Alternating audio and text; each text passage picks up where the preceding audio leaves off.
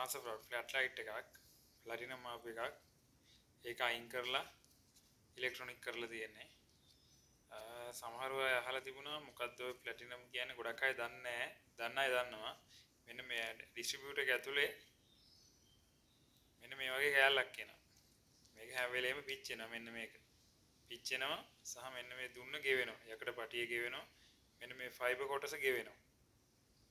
එතකොට මේකේ ඉග්නිෂන් එකේ ප්‍රශ්න එනවා. මෙන්න මේ පොයින්ට් එකෙන් තමයි පිස්ටන් හතරට අදාළව ස්පාර්ක් එක දෙන්නේ.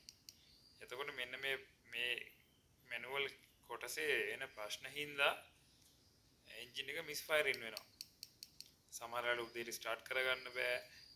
එන්ජින් එක දුවන වෙලාවේ පැන යනවා. ඊට පස්සේ කන්ඩෙන්සර් එකක් එහෙම ෂෝට් වුණොත් එහෙම ඊට පස්සේ ස්ටාර්ට් වෙන්නෙම නෑ. ඊට පස්සේ ඉග්නිෂන් කොයිල් එක හීට් වෙලා ඉග්නිෂන් කොයිල් එකත් පිච්චෙනවා. ඉතින් මෙන්න මේකේ මේ තියෙන ප්‍රශ්නේ හින්දා තමයි මේක අයින් කරලා මෙන්න මේ වගේ සිස්ටම් එකකට ගේන්නේ. ඒතර මේකේ අපි ඩිස්ට්‍රිබියුටර් එකේ වෙනසක් කරන්නේ නැහැ. ඔරිජිනල් ෂාෆ්ට් එකටමයි ගන්නෙ. එහෙම වෙනස් කරන්න බෑ. මේක ඔරිජිනල්ම තියන්න ඕනේ. ඒතර තමයි එන්ජින් එකේ පර්ෆෝමන්ස් හරියටම එන්නේ. මේක සමහර අය නම් මේකට බයිසිකල් පල්සර් කෑලි දාලා බයික් CDI වලින් හදලා දෙනවා. ඒවා පර්ෆෝමන්ස් නැහැ.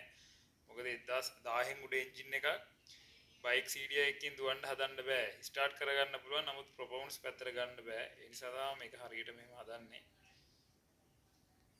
ඉතින් මේක තමයි හරිම ක්‍රමය CDI කරද්දී. එතකොට මේ අපේ ඉග්නයිටර් එක කොහොමද එළියෙන් එන්නේ? ඒක ඩැල්කෝ එකතුළු බන්න බෑ. මොකද පර්ෆෝමන්ස් වැඩි කරන්න තමයි මේක හදන්නේ. ඔහොම තමයි කරන්නේ ක්‍රමය.